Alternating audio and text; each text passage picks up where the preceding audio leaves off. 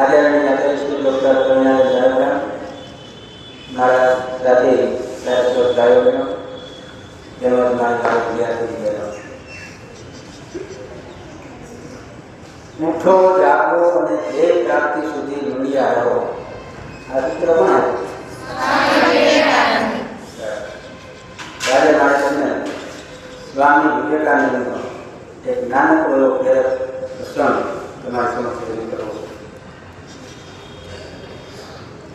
સ્વામી વિવેકાનંદ એક વખત અમેરિકામાં ગયા ધર્મના પ્રચાર માટે. ત્યાં એને રોકાવાનું. એમાં સંધ્યા સમયે બપોર પછી 5 વાગ્યા પછી વિહરવા માટે નીકળે છે.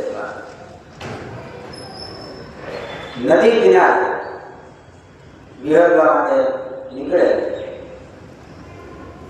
સરસ મજાનું આખું પ્રાકૃતિક વાતાવરણ છે. નદીમાં સરસ મજાનો પાણીનો પ્રવાહ,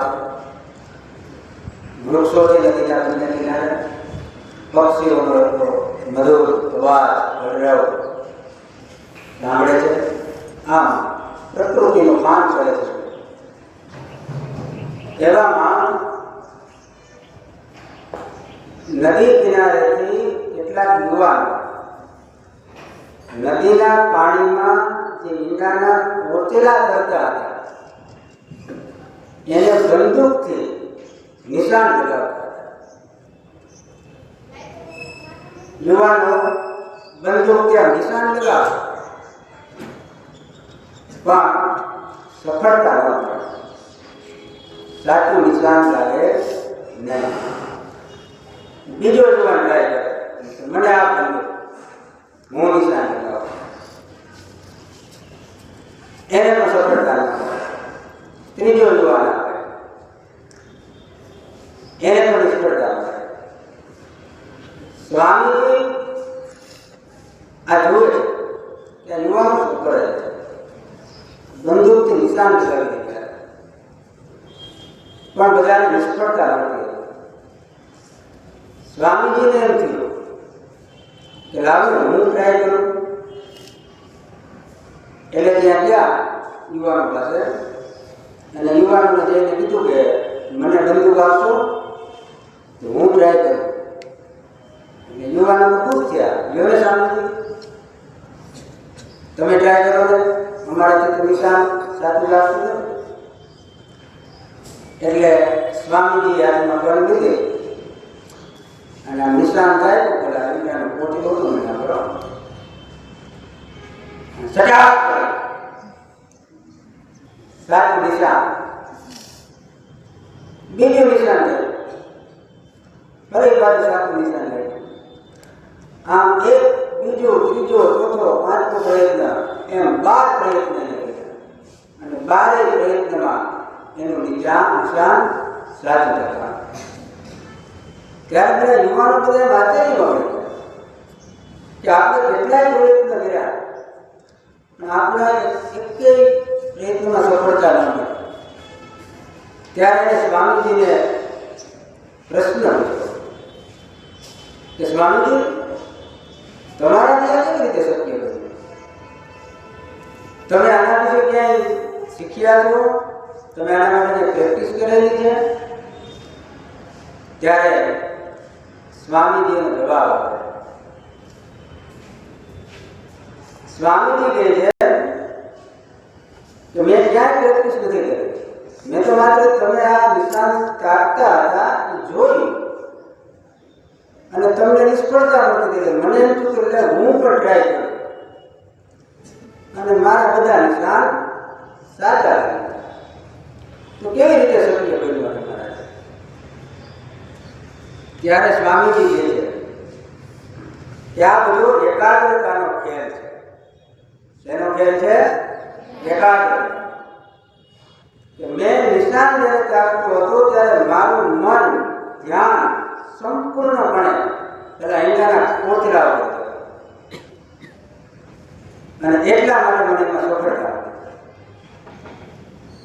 એટલે આપણે જે કાંઈ પણ કામ કરીએ છીએ તે કામમાં જો સફળતા પ્રાપ્ત કરવી હોય તો એના માટે કામ પ્રત્યેની આપણે પૂરેપૂરી એકાગ્રતા હોય તો એ કામમાં ચોક્કસ આપણને સફળતા મળે. આમાંથી આપણે શીખવા જેવું શું આપણે બોલ રહેવા કે તમે અત્યારે જે અભ્યાસ કરો છો, તમે બધા વર્ગખંડમાં જે અભ્યાસ કરો તો ત્યારે જે કોઈ પણ શિક્ષક આપણને વિષય શીખવતા હોય ત્યારે આપણે ધ્યાન ક્યાં આવવું જોઈએ? જે શિક્ષક ભણાવતા હોય તેના સંપૂર્ણ રીતે આપણે એકાગ્ર થઈ અને આપણું મન 100% એમાં લગાવી અને જો આપણે અભ્યાસ કરીએ તો આપણને જ્યારે શિક્ષક વર્ગખંડમાં શીખવતા હોય ને ત્યારે જ આપણને એમાંથી મોટું બધું યાદ રહી જાય, સમજાઈ જાય અને પછી પાછળથી આપણે વારંવાર રિવિઝન કરીને વાંચીને યાદ રાખવામાં એટલો સમય પછી આપવો પડતો નથી. તમે અભ્યાસ જ્યારે કરો છો ત્યારે તમારું ધ્યાન સંપૂર્ણપણે ક્યાં હોવું જોઈએ? અભ્યાસ.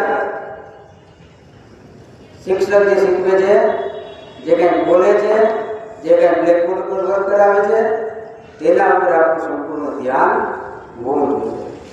પછી આપણે અભ્યાસ કરતા કરતા વતન યાદ આવી જાય, ગામ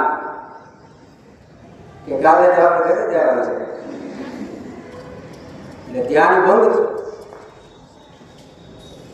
ભંગ થાય એટલે એમાં આપણને નિષ્ફળતા મળે.